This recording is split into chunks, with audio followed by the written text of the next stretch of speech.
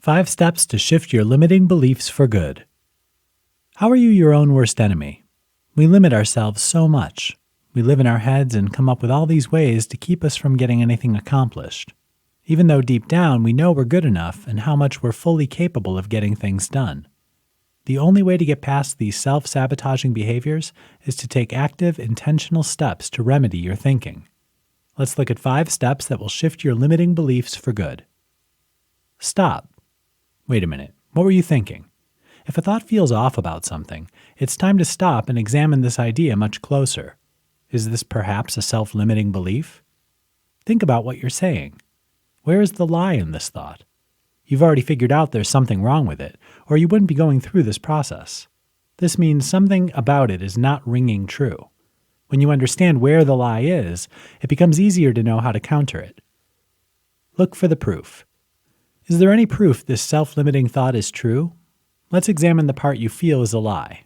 Here's where you need to take a step back from the situation, if you can, and look very impartially at what's going on. Is there any grain of truth in what you're thinking? Take control. If what you're thinking is a lie, it's relatively easy to counter the false aspects of the statement with the truth. But what if the thought was at least partially true? You start by reminding yourself this isn't always the case. For example, you might be thinking you're always late. Maybe you are, in fact, late sometimes. To perform this step, you would need to recall various instances when you were on time. By countering the lie, you're taking control of the situation and not allowing the limiting belief to have any sway over you. Get help. Sometimes it can be challenging to remove limiting beliefs by yourself.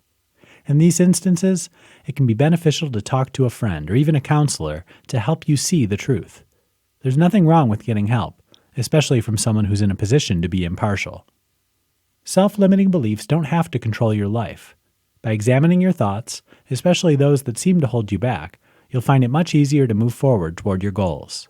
Soon you will realize success.